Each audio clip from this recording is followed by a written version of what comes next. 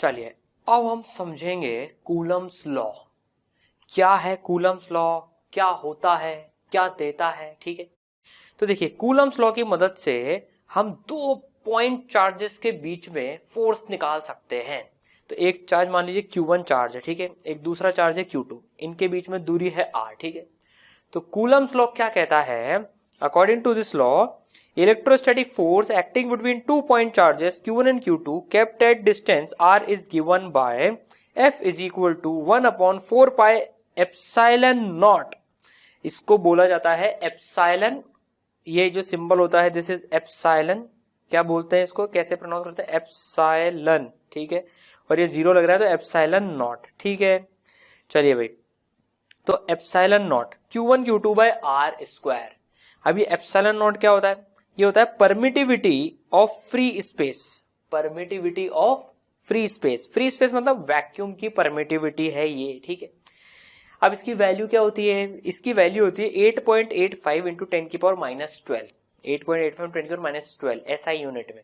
क्या होगा SI unit, Q1 charge का SI unit coulomb, coulomb square upon metre square, और एफ नीचे आ जाएगा, एप्सिलॉन नॉट उधर चल जाएगा, तो coulomb square upon newton metre square, ठीक है। तो ये 8.85 इंटू 10 की पावर माइनस 12 इसकी वैल्यू होती है एसआई यूनिट में, coulomb square upon newton metre square. तो दो पॉइंट चार्जेस Q1 Q2 जो कि r डिस्टेंस की दूरी पर है, उनके बीच में जो इलेक्ट्रोस्टैटिक इनके चार्जेस के चक्कर में जो फोर्स लगेगी वो दी जाएगी 1/4 pi epsilon naught Q1 Q2 by are square से, ठीक है। ये है कूलम्स लॉ। सर ये पॉइंट चार्ज का मतलब क्या होता है एक्चुअली में, देखिए पॉइंट चार्ज का मतलब वैसे तो हमको पता है जो पॉइंट चार्जेस हो, लेकिन एक्चुअली में साइंटिफिकली अगर हम देखें तो पॉइंट चार्जेस का मतलब क्या है। पॉइंट चार्जेस उनको बोलेंगे, पॉइंट ऑब्जेक्ट्स इनफैक्ट उनको बोलेंगे जिनकी साइज बहुत कम हो उनके बीच की दूरी के कंपैरिजन में। मान लीजिए ये 2 मीटर की दूरी पर रखा है, ठीक है, और इनकी साइज मान लीजिए कुछ मिलीमीटर के ऑर्डर की है। तो देखिए मिलीमीटर के ऑर्डर की साइज मीटर के कंपैरिजन में कम है, तो they are treated as point objects. तो पॉइंट ऑब्जेक्ट्स कौन से होते हैं, जिनकी साइज बहुत छोटी होती है उनकी दूरी के कंपैरिजन में, ठीक है, दे आर पॉइंट ऑब्जेक्ट्स, ठीक है। चलिए समझ में आई बात। नाउ अब ये जो एक्सप्रेशन है 1/4 pi epsilon naught Q1 Q2 by are square, अब ये जो टर्म है 4 कांस्टेंट है, पाई कांस्टेंट है, एप्सिलॉन नॉट, ये दोनों चार्जेस वैक्यूम में रखे हुए हैं, ठीक है। तो इनके बीच में इस तरह से फोर्स दी जाती है। अभी जो टर्म है 1/4 पाई एप्सिलॉन नॉट, ये वाला जो टर्म है इसको हम एक अलग कांस्टेंट से रिप्लेस कर देंगे K से, ताकि ये जो फॉर्मूला बन जाएगा K Q1 Q2 by are square. देखिए 1/4 पाई एप्सिलॉन नॉट को हमने K से रिप्लेस कर दिया है। कितनी है K की वैल्यू, 1/4 पाई एप्सिलॉन नॉट। अब इसमें एप्सिलॉन नॉट की वैल्यू रख देंगे 8.85 इंटू 10 की पावर माइनस 12, भाई वैल्यू रख देते हैं 1/4, पाई की वैल्यू रख दी 3.14, तो ये हो जाएगा 8.85 इंटू 10 की पावर माइनस 12। ये 10 की पावर माइनस 12 ऊपर उचक के आएगा 10 की पावर 12। तो उसको जब सॉल्व करेंगे तो K की वैल्यू आ जाएगी 9 इंटू 10 की पावर 9, 9 इंटू 10 की पावर 9, ठीक है। हम अब इसी तरीके से कूलम्स लॉ को याद रखेंगे, K Q1 Q2 by are square, K Q1 Q2 by are square. ये एक पॉइंट ऑब्जेक्ट के ऊपर Q1 चार्ज है, दूसरे के ऊपर Q2 चार्ज है, तो इतना इस फोर्स का मैग्नीट्यूड होगा K Q1 Q2 by are square. R is distance between them, ठीक है। K की वैल्यू 9 इंटू 10 की power 9 newton metre square upon coulomb square SI unit में। समझ में आई बात ये, ठीक है। चलिए ये फॉर्मूला पता है थोड़ा सा सिमिलर सा लग रहा है, दो पॉइंट मासेस हमने ग्रेविटेशन में पढ़े थे कि अगर दो पॉइंट मासेस r डिस्टेंस की दूरी पर हैं तो उनके बीच में जो फोर्स होती है वो होती है G m1 m2 by are square, ये फोर्स होती है। यहाँ पर एक K Q1 Q2 by are square, देखिए सिमिलैरिटी है। इनफैक्ट बहुत सारी सिमिलर फॉर्मूले हमको मिलेंगे ग्रेविटेशन और इलेक्ट्रोस्टैटिक्स में, काफी सिमिलर मिलेंगे, ठीक है। ये देखिए बेसिक जो फोर्स गवर्निंग फॉर्मूला है वो सिमिलर से दिख रहा है। K आ गया G, K G similar, Q के सिमिलर M, Q के सिमिलर M, मतलब इक्विवेलेंट, नॉट सिमिलर, इक्विवेलेंट। इस K के इक्विवेलेंट G, Q के इक्विवेलेंट M, R तो R की जगह ये, ठीक है। चलिए भाई ये बात हमको समझ में, K Q1 Q2 by r square. Now अभी हमसे किसी ने बोला चलो एप्सिलॉन नॉट का डायमेंशन निकालो। एप्सिलॉन नॉट का डायमेंशन निकालने हैं तो हमने अभी force is equal to 1/4πε0 Q1 Q2 by are square, ये देखा था। तो एप्सिलॉन नॉट की वैल्यू अगर डायमेंशन कैलकुलेट करने तो फोर्स को नीचे ले आएंगे, इसके डायमेंशन इस क्वांटिटी के डायमेंशन के बराबर होंगे। 1/4π तो डायमेंशन लेस है तो इसको तो हटा दो, ठीक है, ये आ गया 1/f। तो इसका अगर हम यूनिट देखें, Q का क्या होता है कूलम, कूलम स्क्वायर न्यूटन, और ये मीटर स्क्वायर, तो ये कितना आ जाएगा coulomb square upon newton metre square. देखिए coulomb square upon newton metre square. अब देखिए जो कूलम है वो 7 फंडामेंटल क्वांटिटी में, फंडामेंटल यूनिट में नहीं आता। Charge is not a fundamental quantity, इसको उन 7 फंडामेंटल क्वांटिटीज में नहीं लेते। किसको लिया था, इलेक्ट्रिक करंट को लिया था, इलेक्ट्रिक करंट। भाई इलेक्ट्रिक करंट हमको पता है rate of flow of charge होती है, हम वो पढ़ेंगे electric current, current electricity chapter में। पर current is rate of flow of charge, तो Q is equal to I into T, current into time is charge dimensionally, current into time is charge, ठीक है, ये डायमेंशनली आ गया। चलिए भाई, तो C कूलम जो है उसको किस में लिखेंगे, करंट इंटू टाइम, तो इसका डायमेंशन जो होगा, देखिए कूलम के बदले current into time I into T का होल स्क्वायर, न्यूटन का MLT-2 और मीटर का L स्क्वायर। सॉल्व कर लेंगे इसको, t की पावर -2 चक के ऊपर आएगा t की पावर 4, कितना आ जाएगा, देखिए एक एक टर्म लिख लेते हैं, I स्क्वायर, ठीक है, ये I स्क्वायर हो गया, और t की पावर 4, ठीक है, m की पावर -1 और L स्क्वायर L की पावर -3, ये एप्सिलॉन नॉट का डायमेंशन हो गया। कई बार पूछ लिया जाता है हमसे, ठीक है, समझ में आई बात। चलिए अब देखिए जो हमने कूलम्स लॉ देखा उसको अप्लाई करते हैं जरा। मान लीजिए +2 कूलम का चार्ज है और इस पॉइंट चार्ज पे +4 कूलम का चार्ज है, ये 2 मीटर की दूरी पे रखे हुए हैं, इनके बीच में हमको फोर्स निकालनी है। अब देखिए फोर्स एक वेक्टर क्वांटिटी है, उसके पास में मैग्नीट्यूड होगा और डायरेक्शन होगा। अब हमको कूलम लॉ में एक चीज सीखनी है। देखिए अब हम क्या करेंगे, हम जो ये फॉर्मूला है F is equal to K Q1 Q2 by are square, ये जो फॉर्मूला है, इस फॉर्मूले में हम, इस फॉर्मूले की मदद से हम इस फोर्स का मैग्नीट्यूड निकालेंगे। भाई यहाँ पर नेगेटिव चार्ज भी हो सकता है, पॉजिटिव चार्ज भी हो सकता है, कुछ भी हो सकता है यहाँ पर, ठीक है। तो ये जो फॉर्मूला है K Q1 Q2 by are square, इसकी मदद से अपन, क्या फॉर्मूला है जरा देखें तो, क्या फॉर्मूला है बताइए, याद हुआ फॉर्मूला क्या है, K Q1 Q2 by r square, ठीक है, K Q1 Q2 by r square, ठीक है।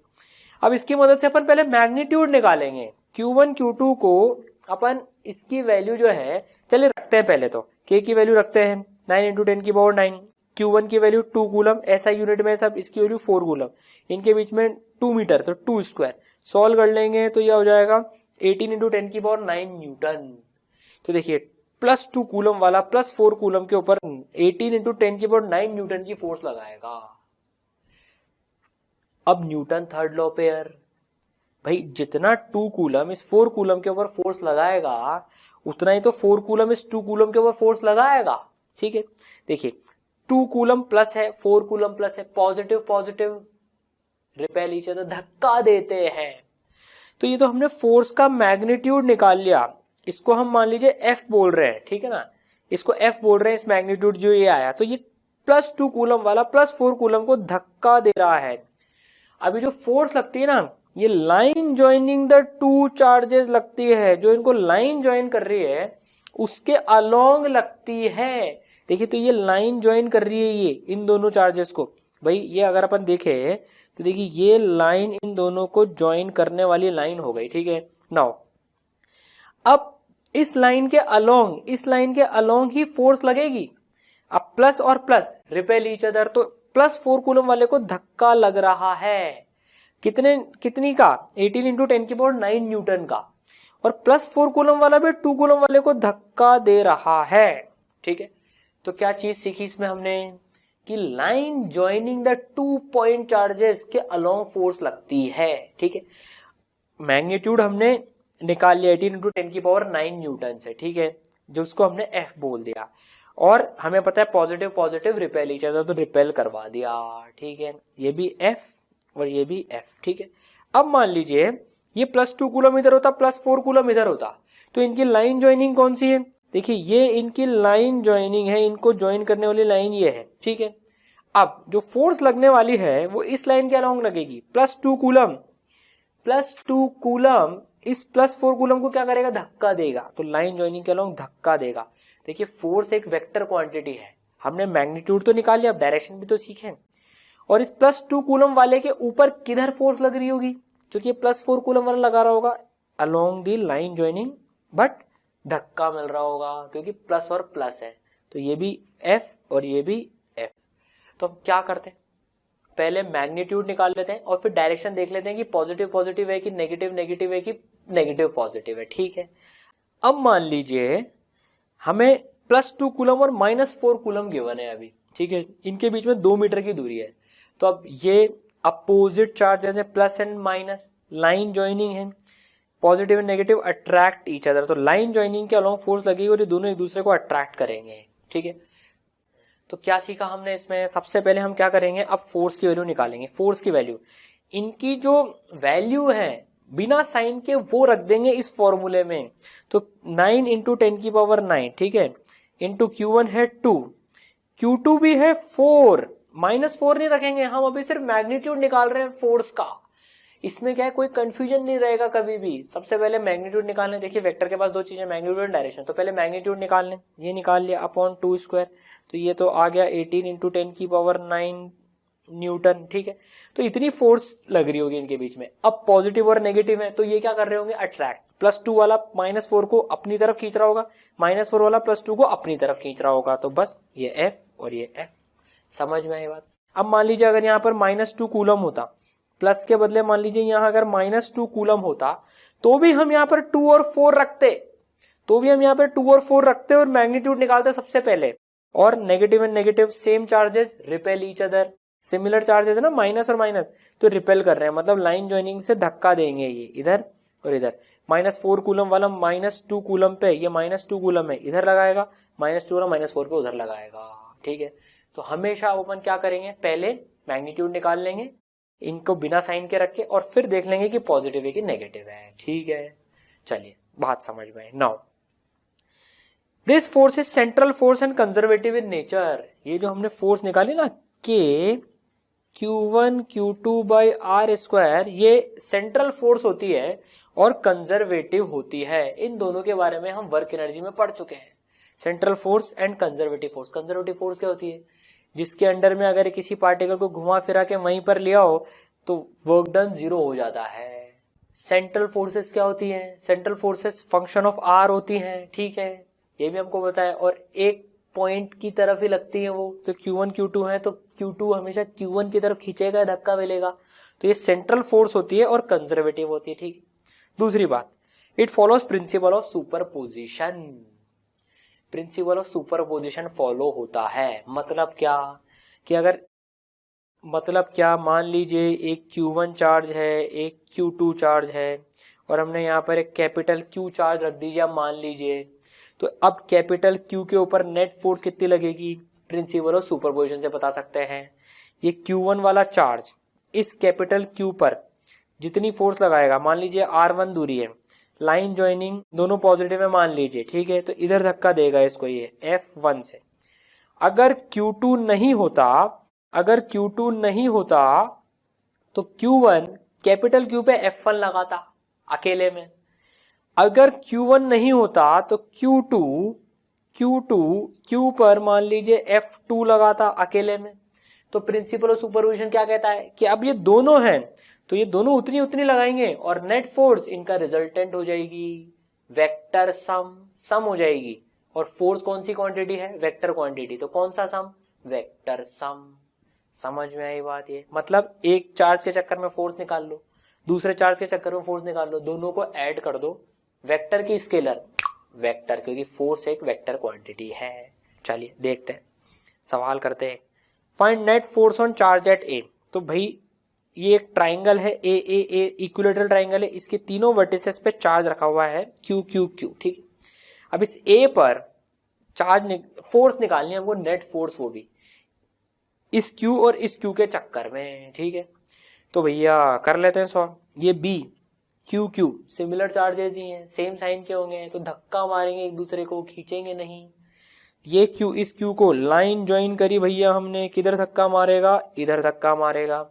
एफ कितना मैग्नीट्यूड का, के Q1 इस क्यू, Q2 इस Q, upon distance is a square.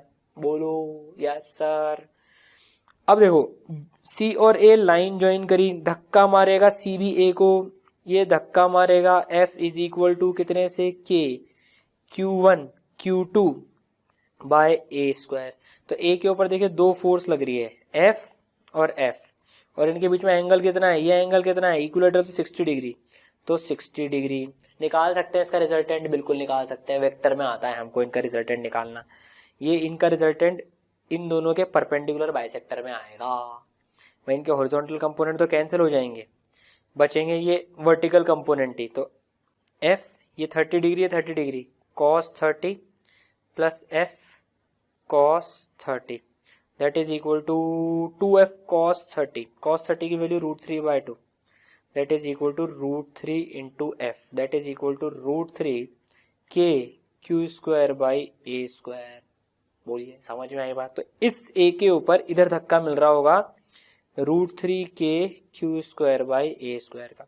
दो वेक्टर का रिजल्टेंट निकालना आता है, कंपोनेंट करके निकालना हो तो A square plus B square plus 2ab cos theta, where theta है 60 डिग्री, उससे निकाल लो, सेम ही आएगा।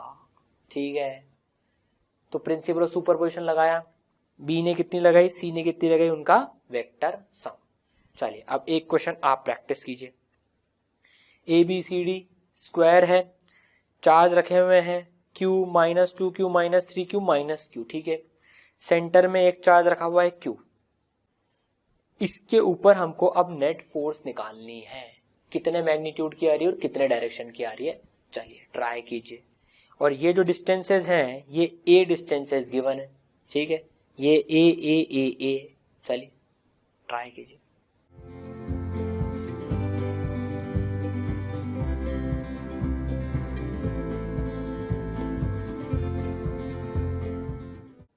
चलिए आया आंसर। देखिए अब 4 चार्जेस हैं स्क्वायर के वर्टिसेस पे, अब ये साइड ए दे रखी है हमको, ठीक है। तो अब देखिए ये Q कितनी फोर्स लगाएगा, पहले मैग्नीट्यूड लिख लेते हैं, के q Q by A square, इसको F बोल लेते हैं भाई, ठीक है। किधर लगाएगा, पॉजिटिव पॉजिटिव सेम साइन के हैं, तो ये लाइन ज्वाइनिंग के अपोजिट लगाएगा F, ठीक है। ये 2Q कितना लगाएगा, के 2Q कितनी लगाएगा, ये K 2Q into second charge का magnitude Q by A square that is 2F। अब ये F के टर्म्स में लिखने से क्या है, थोड़ी सी कैलकुलेशन आसानी से दिख जाती है।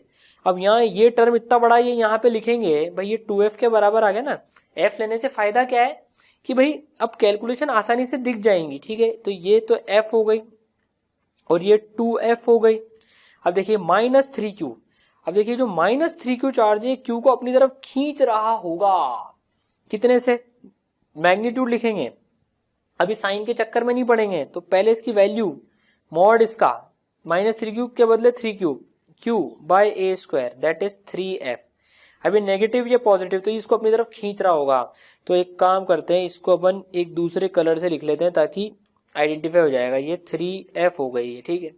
अब ये -Q और ये Q कितनी होगी, के पहले वैल्यू लिखेंगे, साइन की टेंशन बाद में लेंगे, by A square that is F। ये भी खींच रहा होगा तो दैट इज F। तो इस Q का FBD बना है अगर, तो इधर लग रही है F और 2F and then F and then 3F, और इनके बीच में एंगल 90 डिग्री है, ये 90 डिग्री। तो दिस इज F और 2F 3F, और ये F और 3F 4F, 90 डिग्री का एंगल।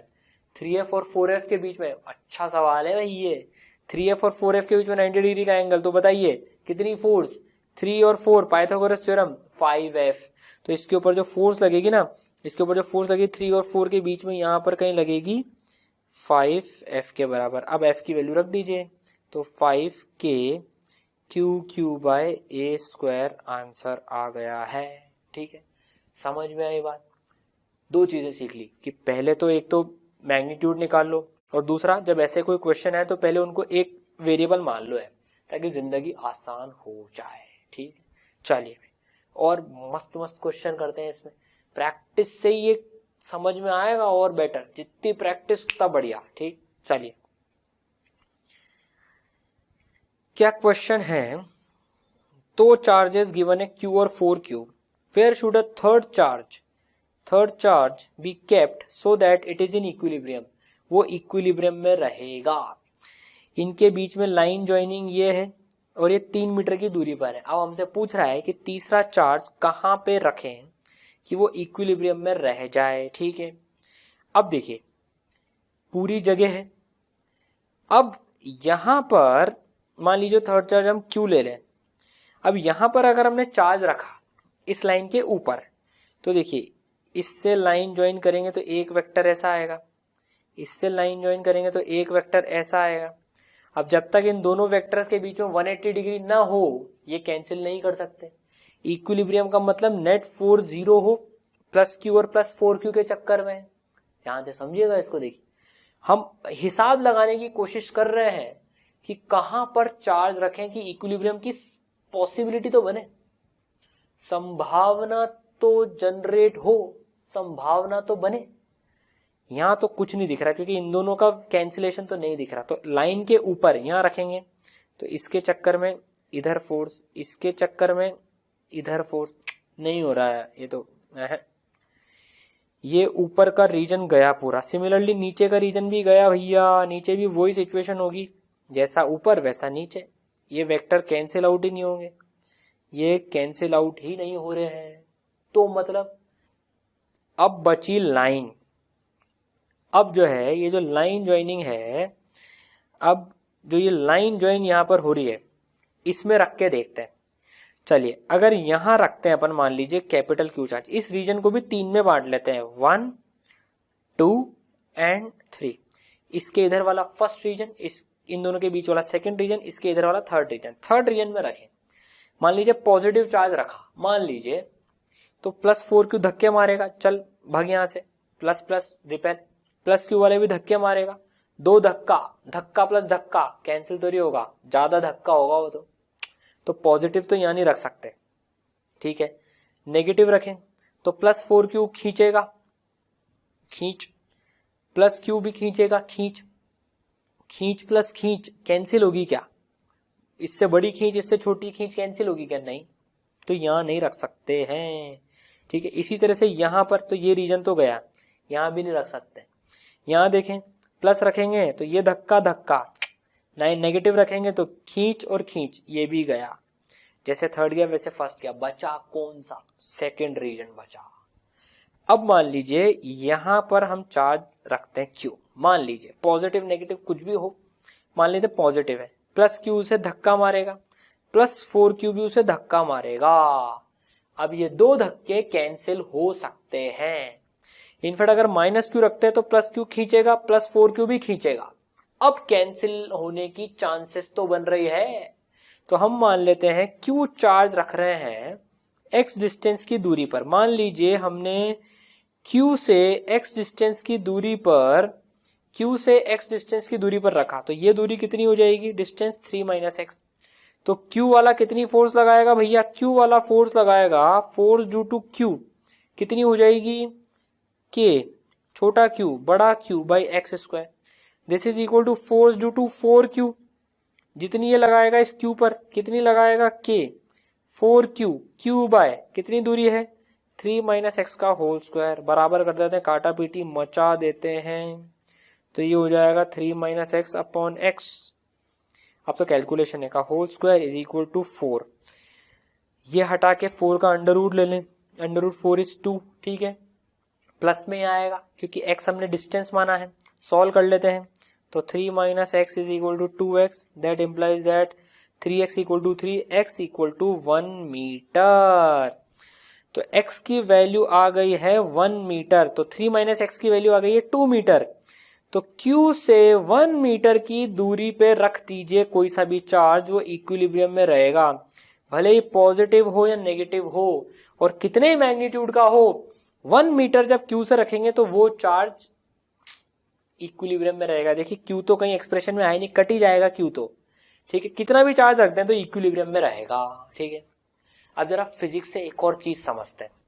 सर ये बीचों बीच क्यों नहीं आया, 3 मीटर के बीचों बीच क्यों नहीं आया, ये इसकी फील आ जाएगी ना, तो देखिए इलेक्ट्रोस्टैट फिर हमको क्या दिखने लग जाएगी कि यार हाँ ये ज्यादा धक्का, ज्यादा खींच कम खींच। ठीक है, देखिए क्यू के नजदीक आ रहा है, क्यों, क्योंकि देखिए जो कूलम लॉ से हमने फोर्स पढ़ी के Q1 Q2 by r square, ये थोड़ा सा कमजोर चार्ज है 4Q के मुकाबले, तो इसलिए हमको इससे पास में रखना पड़ेगा, डिस्टेंस कम रखना पड़ेगा, क्योंकि जितनी डिस्टेंस कम होगी उतनी फोर्स ज्यादा होगी।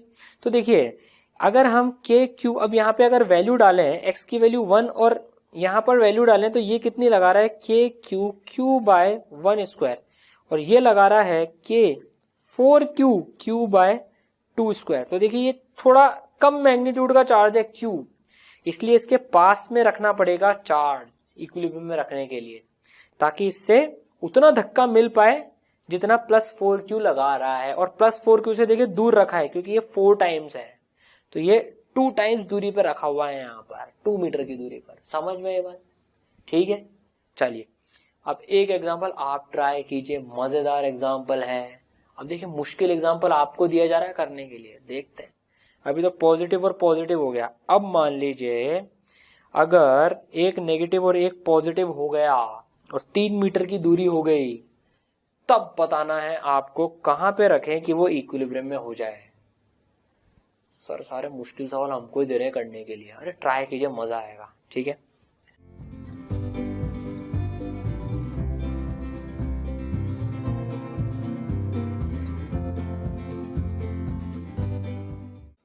आया आंसर? सबसे पहले तो हम रीजन आइडेंटिफाई कर लेंगे, भाई किधर आएगा। भाई ऊपर तो यहाँ तो कोई आ नहीं सकता, वो हम देख चुके हैं। कोई सा भी क्यू चार्ज रखें, ये माइनस नेगेटिव है, अब ये यहाँ पर तो इसको खींचेगा और ये इसको धक्का देगा। जब तक 180 डिग्री का एंगल नहीं होगा तब तक नहीं बनेगी बात। तो ऊपर और नीचे तो गया, इस लाइन के लाइन बची, वही रीजन मार्क कर लेंगे। अब first region, second region and third region. First region में रख के देखते हैं, क्यू पॉजिटिव मानते हुए, ये नेगेटिव क्यू खींचेगा और ये +4Q धक्का देगा। खींच और धक्का अपोजिट है, कैंसिल होने की पूरी संभावना है, चांसेस है। तो फर्स्ट रीजन में मिल सकता है, मिल सकती है ऐसी लोकेशन फर्स्ट रीजन में। ठीक है, सेकेंड रीजन में देखें, अगर यहां रखेंगे सेकेंड रीजन में तो ये -Q इसको खींचेगा, +4Q धक्का देगा। धक्का और खींच एक ही डायरेक्शन में, नहीं सेकेंड तो गया, ये जीरो नहीं हो सकती, एक ही डायरेक्शन में लग रही है, तो सेकंड रीजन तो गया। ठीक है, थर्ड रीजन में देखें, थर्ड रीजन में अगर देखें तो +4Q धक्का देगा और -Q खींचेगा। धक्का और खींच पॉसिबिलिटी है। ठीक है, तो थर्ड और 1 में पॉसिबिलिटी आ रही है। अब देखिए थर्ड भी हम रिजेक्ट कर सकते हैं, थोड़ी फिजिक्स लगाकर हम थर्ड रिजेक्ट कर सकते हैं। कैसे रिजेक्ट कर सकते हैं थर्ड? देखिए +4Q के नजदीक Q को रखेंगे, +4Q ज्यादा चार्ज है और इससे नजदीक भी है, तो +4Q के चक्कर में धक्का हमेशा ज्यादा होगा। -Q तो बेचारा छोटा चार्ज और दूर भी रखा है, तो कभी ये अपनी खींच इस धक्के से बैलेंस कर ही नहीं पाएगा, नहीं कर पाएगा ये बैलेंस। ठीक है, इसलिए थर्ड रीजन भी गए, क्योंकि प्लस चार्ज ज्यादा चार्ज है ये और ये कम चार्ज है, तो इसलिए थर्ड रीजन गए। यहां फिर भी काम हो सकता है, क्योंकि छोटे चार्ज के पास में बड़े चार्ज से दूर, तो डिस्टेंस ज्यादा चार्ज ज्यादा, तो बैलेंस आउट हो जाएगी सिचुएशन। तो थर्ड रीजन भी गया, फर्स्ट बचा। अब फर्स्ट में हम मान लेते हैं, हमने इसको क्यू चार्ज को मान लीजिए हमने फर्स्ट रीजन में x दूरी पे रखा, x इज अ डिस्टेंस। ठीक है, x दूरी पे रखा हमने यहाँ पर। ठीक है, तो अब मैग्नीट्यूड बराबर कर देंगे, ये -Q खींच रहा है और +4Q धक्का दे रहा है, तो ये खींच और धक्का बराबर कर देंगे। तो देखिए KQ by x square, x distance है, equal to KQ 4Q by x+3। इससे कितनी दूरी हो गई है, +4Q से कितनी दूरी हो गई, x+3। ठीक है, ये दूरी है। हमने मैग्नीट्यूड लिखा है, देखिए यहाँ पर हम बिना साइन के लिख लेते हैं, मैग्नीट्यूड हमको पता है बराबर होगा। ठीक है, सॉल्व कर लेंगे, KQ K सब कट जाएगा। ठीक है, तो ये x+3 इधर पहुंच जाएगा, x+3 अपॉन x का होल स्क्वायर इक्वल टू 4। तो अंडर रूट ले लेंगे तो ये आ जाएगा 2, ये x इधर चल जाएगा 2x, तो x की वैल्यू आ जाएगी 3 मीटर। तो 3 मीटर की दूरी पर यहां से रखेंगे। देखिए, तो 3 मीटर की दूरी पर यहां से अगर हम रखेंगे तो ये क्यू, देखिए इस क्यू से 3 मीटर हो गया और इस 4 क्यू से 6 मीटर हो गया, डबल दूरी पर हो गया, तभी तो डबल का स्क्वायर 4 टाइम्स हो जाएगा और ये इस 4 को कैंसिल कर देगा। ठीक है, तो छोटे चार्ज के पास में इक्विलिब्रियम पॉइंट आया। अब यहाँ प्लस क्यू रख दीजिए, माइनस क्यू रख दीजिए, दोनों प्लस और माइनस दोनों इक्विलिब्रियम में रहेंगे। यहाँ पर भाई माइनस रखेंगे तो माइनस क्यू से धक्का और प्लस क्यू से खींच, तो भी धक्का और खींच बराबर हो जाएगी। ठीक है, समझ में आई बात। अब देखिए इसमें एक इंटरेस्टिंग चीज और देखते हैं। मान लीजिए अगर हमने इधर ले ली होती जगह, देखिए मान लीजिए अगर हमने इधर जगह ले ली होती, यहां से x डिस्टेंस ले लिया होता, मान लीजिए यहां से हम y डिस्टेंस ले लेते हैं, ये कि यार यहां पर रखने पर इक्विलिब्रियम मिला थर्ड रीजन में, हमें पता है नहीं मिलेगा, तो देखें तो उसे सॉल्व करके क्या वैल्यू आएगी देखते हैं जरा। तो अगर हम यहाँ पे रखेंगे तो k q से कितनी दूरी हो गई, 3 प्लस y का whole square is equal to k 4q q by y square, k q q k q q. ठीक है, तो ये क्या आ जाएगा, y upon 3 plus y is equal to, ये y इधर हो जाएगा, चलिए पहले इसको स्क्वायर ले लेते हैं, this square is equal to 4। ठीक है, ये स्क्वायर हटेगा तो ये यहाँ पर आ जाएगा ये 2। ठीक है, ये 2 आ गया तो ये कितना आ जाएगा, y is equal to 6 plus 2y। ठीक है, तो ये आ जाएगा यहाँ पर minus y is equal to 6, तो y इक्वल टू -6। देखिए y इक्वल टू -6 आ गया, माइनस आ गया, मतलब जिधर हमने माना है ना उसके अपोजिट भैया 6 जाओ, -6 का मतलब इधर नहीं अपोजिट 6 जाओ। तो ये भी यहां रखने पर भी वही सॉल्यूशन दे रहा है कि इधर 6 नहीं, इससे 6 की दूरी पे जाओ, इससे 6 की दूरी पे गए तो यहीं तो पहुंच गए। ठीक है, तो अपने आप इसने नेगेटिव आंसर भी दे दिया, मैथ्स ने भी अपने आप दे दिया आंसर तो।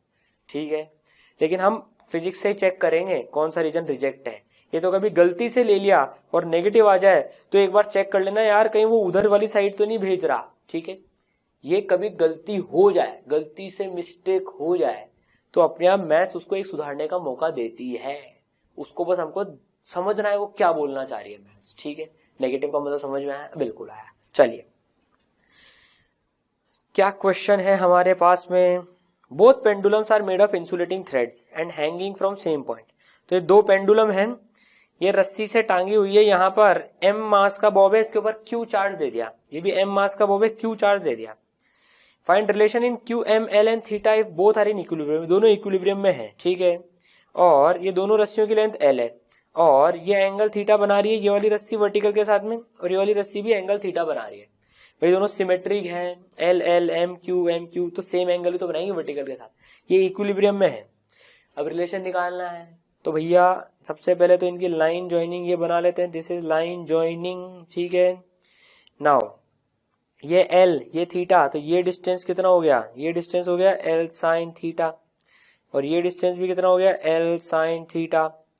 तो इन दोनों के ऊपर जो फोर्सेस लग रही हैं, जो फोर्सेस लग रही है इन दोनों के ऊपर में, ये Q और ये Q धक्का दे रहे होंगे एक दूसरे को, तो इसको इधर फोर्स F मिल रही होगी, इसको इधर F फोर्स मिल रही होगी। ठीक है, इनका FBD अगर बना है तो नीचे लग रही होगी mg और ऊपर इधर लग रही होगी टेंशन T। ठीक है, इसके ऊपर भी लग रही होगी mg और इधर लग रही होगी टेंशन T। ठीक है, एनालिसिस कर लेते हैं किसी भी एक के FBD का, किसी भी एक के FBD का एनालिसिस करें तो भैया ये F, ये इधर T और ये इधर mg और वर्टिकल के साथ में इसका एंगल है थीटा। तो क्या इक्वेशन आ जाएगी, t cos theta is equal to mg and दूसरी इक्वेशन आ जाएगी हॉरिजॉन्टल में t का साइन थीटा, t का sine theta is equal to कितनी फोर्स है, कितनी वैल्यू है इसकी k q बाय ये डिस्टेंस कितना है 2l साइन थीटा का होल स्क्वायर। ठीक है, तो बस t sine theta equal to k q upon 2l sine theta का होल स्क्वायर। डिवाइड कर देते हैं, डिवाइड कर देंगे इनको तो t से t कट जाएगा, tan theta will be equal to k q square upon mg आएगा 4l square sine square theta आ जाएगा। बस साइन स्क्वायर थीटा को इधर ले जाएंगे, ये रिलेशन आ गया इनके बीच में। ठीक है, समझ में आई बात, बिल्कुल समझ में आई बात। ठीक, चलिए साइन थीटा को एल के टर्म्स में हमने लिख लिया, अगर ये लेंथ गिवन होती हमको, ये डिस्टेंस भी गिवन होता तो साइन थीटा हम निकाल सकते थे। ठीक है, तो मैथमेटिकल हो गया। अब इसमें कुछ मजेदार बातें सीखते हैं, देखो अपन मजेदार। अभी तो ये दोनों बराबर बराबर मास और बराबर बराबर चार्ज कैरी कर रहे हैं बॉब, इसलिए थीटा और थीटा बराबर है। अभी हमको Q1 is greater than Q2, अब चार्ज अलग अलग दे दिए, मास सेम है इनके पर अभी चार्ज अलग अलग दे दिए। तो हमसे पूछ रहा है कि भैया जो ये θ1 और θ2 अब अलग अलग एंगल हो सकते हैं। भाई पहले तो चार्ज सेम थे, मास सेम थे, सब कुछ सिमेट्रिकल था, लेकिन अब ये इसको चार्ज अलग दे दिया, इसको चार्ज अलग दे दिया, मास सेम है अभी भी। तो हमको बताना है इन ए बी सी में से क्या रिलेशन होल्ड करेगा। θ1 θ2 के बराबर है, θ1 ग्रेटर देन θ2 है या θ2 ग्रेटर देन θ1 है, क्या है? मजेदार क्वेश्चन है ये भैया। अब देखो, अब अगर अपन एफबीडी देखें, इनका एफबीडी देखें तो इसके ऊपर लग रही है mg, इसके ऊपर भी लग रही है mg, मास सेम है क्योंकि, ठीक है। अब देखिए मजे की बात, ये Q1 Q2 अलग अलग हो भले ही, लेकिन जो ये एक दूसरे पे फोर्स लगा रहे होंगे अलोंग द लाइन ज्वाइनिंग, वो तो सेम ही लगा रहे होंगे। सोच के देखिए, वो तो सेम ही लगा रहे होंगे। कितनी? के Q1 Q2 बाई ये डिस्टेंस अगर हम r मान लें, पूरा डिस्टेंस r मान लें, तो r स्क्वायर, ये तो सेम फोर्स ही लगा रहे होंगे एक दूसरे के ऊपर में। हम वैसे ही एनालिसिस करते टाइम इनको ऊपर नीचे नहीं मानते हुए इनको लंबी रस्सी मान रहे हैं, L इज लॉन्ग, ताकि ये गैप छोटा है, ठीक है ना। तो F देखिए के Q1 Q2 by r square है, इसके लिए भी F K1 Q2 by r square है। तो दोनों के ऊपर अगर फोर्स देखें तो F mg and F mg same ही तो लग रही है दोनों के ऊपर, F mg and F mg, क्योंकि के Q1 Q2 by r square और ये भी के Q1 Q2 by r square ही है। इसके ऊपर टेंशन T, इन दोनों का रिजल्टेंट होगी F और mg का।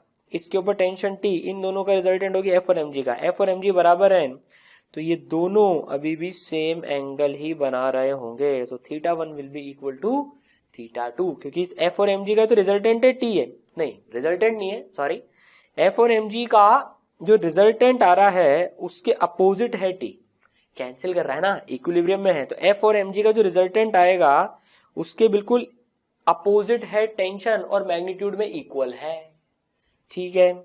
इसलिए θ1 θ2 बराबर है ना, मजेदार चीज, ठीक है। तो Q1 Q2 अलग अलग रखने पे कोई फर्क नहीं पड़ा। चलिए अब मान लीजिए अगर मास अलग अलग होते, Q1 ग्रेटर देन Q2 तो है, ठीक है, M1 ग्रेटर देन M2 है, अगर अब मास भी अलग अलग हो गए, तो पूछ रहा है कि भैया ये जो θ1 θ2 है इनमें से क्या रिलेशन होल्ड करेगा।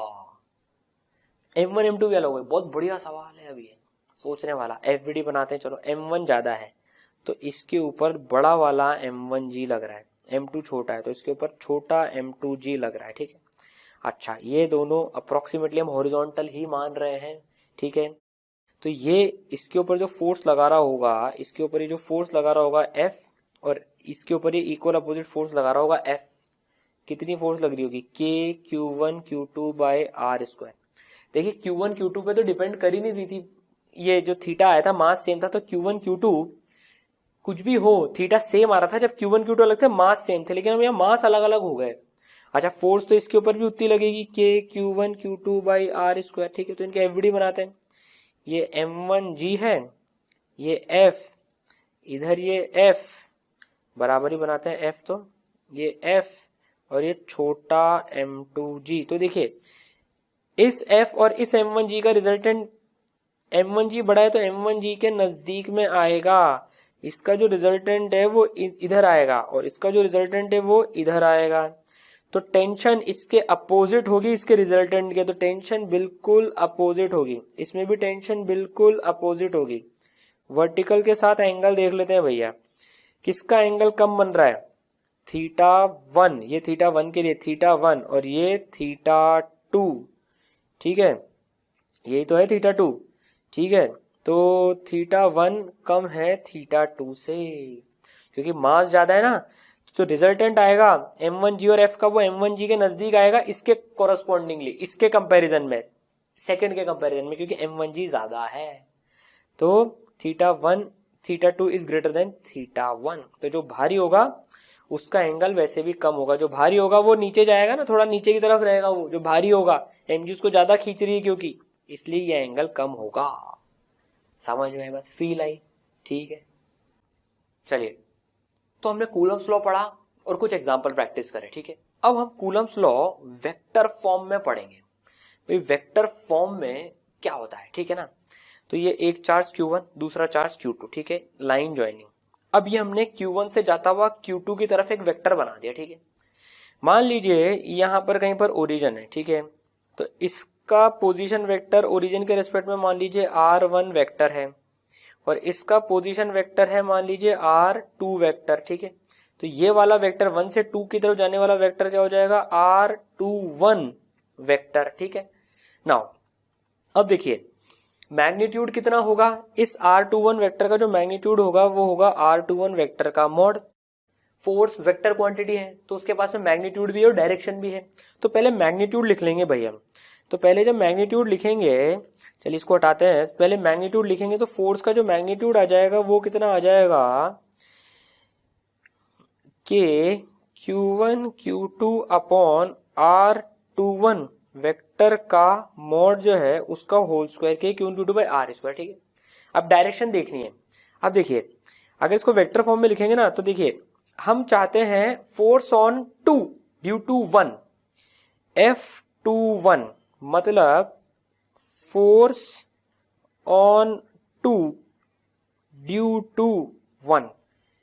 सेकंड के ऊपर 1 के चक्कर में कितना फोर्स है, ठीक है। तो ये पता है किस डायरेक्शन में लगेगी, ये तो हमने मैग्नीट्यूड लिख लिया।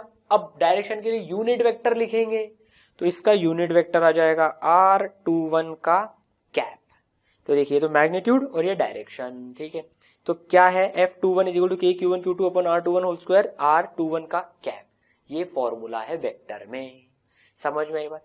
अब देखिए अगर ये Q1 Q2 साइन के साथ डालेंगे ना, R21 वेक्टर क्या है, R21 जो वेक्टर है that is position vector of 2, position vector of 2 with respect to 1, जो कि किसके बराबर है, R2 माइनस R1 के बराबर है, ठीक है। अब देखिए वेक्टर फॉर्मेट में हम लिख सकते हैं आराम से। इनफैक्ट ये जो रिलेशन आया अगर इसमें हम Q1 Q2 साइन के साथ पुट कर दें, मान लीजिए Q1 Q2 दोनों पॉजिटिव हैं तो पॉजिटिव पॉजिटिव पॉजिटिव, तो जो F21 आएगी वो R21 की डायरेक्शन में जाएगी। देखिए लाइन ज्वाइनिंग एंड धक्का, अगर ये दोनों पॉजिटिव पॉजिटिव डाले तो देखिए F21 की डायरेक्शन R21 की डायरेक्शन में ही आएगी, आनी भी चाहिए। इनको नेगेटिव नेगेटिव होते अगर ये मान लीजिए दोनों नेगेटिव नेगेटिव होते, साइन के साथ डालें नेगेटिव नेगेटिव तो अपने आप पॉजिटिव हो जाएगी ये, तो भी डायरेक्शन देखिए R21 की डायरेक्शन में आ रही है। एक पॉजिटिव एक नेगेटिव होता, एक पॉजिटिव एक नेगेटिव, तो देखिए जो फोर्स की डायरेक्शन आएगी F21 की जो डायरेक्शन आएगी वो माइनस ऑफ R21 की डायरेक्शन आ जाएगी। डायरेक्शन है तो कैप लिख लेते हैं। तो देखिए R21 वेक्टर के अपोजिट मतलब इधर, लेकिन ये भाई साइन के साथ रखेंगे तो अपने आप ये फॉर्मूला होल्ड करेगा, अपने आप डायरेक्शन भी सही दे देगा। लेकिन देखिए इसमें गलती होने की चांसेस कई बार हो जाती है, तो इसलिए हम तो हमारा तरीका ही अपनाएंगे, पहले मैग्नीट्यूड लिख लेंगे और फिर डायरेक्शन लिख लेंगे। भाई ये फॉर्मूला याद रह जाए, लगाना आ जाए अच्छे से तो बहुत अच्छी बात, नहीं तो हमारा तरीका तो है ही सही, पहले मैग्नीट्यूड निकाल लो और फिर डायरेक्शन लिख लो। प्रैक्टिस करते हैं देखो। अच्छा उसको याद रखने का तरीका, इसको जो याद रखने का जो तरीका है कि भाई ये क्या है, इसको याद रखने का तरीका ऐसा है कि F21 force on 2 due to 1, तो यहाँ भी R21 आता है। इसको याद रखने का तरीका F21 इज इक्वल टू ये इधर भी 21 इधर भी 21, इस तरह से याद रह जाएगा ये, ठीक है। चलिए अब जरा हम एक सवाल प्रैक्टिस करते हैं। एक 14 माइक्रोकूलम का चार्ज है, एक -7 माइक्रोकूलम का चार्ज है। अब ये एक्चुअल वैल्यूज गिवन है, ये लाइन ज्वाइनिंग और इनके कोऑर्डिनेट्स हमको गिवन है। ये कुछ 3 डायमेंशनल स्पेस में पढ़े हुए हैं, 2 - 2 1 4 - 5 7, ठीक है। हमको फोर्स ऑन -7 कूलम निकालनी है बाय 14 माइक्रोकूलम। देखिए तो किस डायरेक्शन में होगी, -7 के ऊपर 14 माइक्रोकूलम में प्लस है माइनस है, तो इस वाली डायरेक्शन में फोर्स लगा रहा होगा, ये इस वाली डायरेक्शन में फोर्स लगा रहा होगा। तो बस इसको हम आर वेक्टर बोल लेते हैं। इसको हम आर वेक्टर बोल लेते हैं। ये R21 इसको सेकंड चार्ज, इसको फर्स्ट चार्ज बोलना हो कैसे बोल लो, अब तो हम तो हमारे तरीके से करेंगे भाई। आर वेक्टर बोल लिया, इस डायरेक्शन में फोर्स आएगी, ठीक है। तो पहले ये आर वेक्टर निकालते हैं। आर वेक्टर क्या होगा, इन दोनों कोऑर्डिनेट्स का difference that is this minus this, जिसकी तरफ वेक्टर जाता है उसके कोऑर्डिनेट माइनस इसके कोऑर्डिनेट, पोजीशन वेक्टर्स बेसिकली। तो इसका पोजीशन वेक्टर क्या है, 2i cap minus 2j cap plus k cap, ठीक है। माइनस इसका 4i cap minus 5j cap plus 7k cap, ठीक है। तो कितना आ जाएगा, ये आ जाएगा 2 minus 4 minus 2i cap minus 2j cap plus 5j cap plus 3j cap, k cap minus 7k cap 6k cap आ गया r वेक्टर। इसका मैग्नीट्यूड निकाल लेते हैं जरा, कितनी दूरी है एक्चुअली इनके बीच में। Under root of 2 square plus 3 square plus 6 square, 4 plus 9 plus 36 49 7, 2 3 6 का वैसे भी 7 ही आता है। तो इनके बीच में दूरी एक्चुअली 7 मीटर हो गई। अगर ये सब मीटर में गिवन है तो इनके बीच में दूरी 7 मीटर हो गई। तो बस अब फोर्स लिख लेंगे। फोर्स का मैग्नीट्यूड सबसे पहले, मैग्नीट्यूड एंड डायरेक्शन। मैग्नीट्यूड कितना होगा, k q1 q2 by r square, ठीक है। और डायरेक्शन r कैप, ठीक है।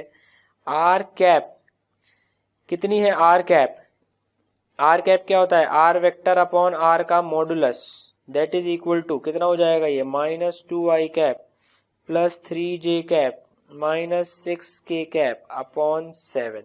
बस तो यहाँ वैल्यू रख देते हैं अभी।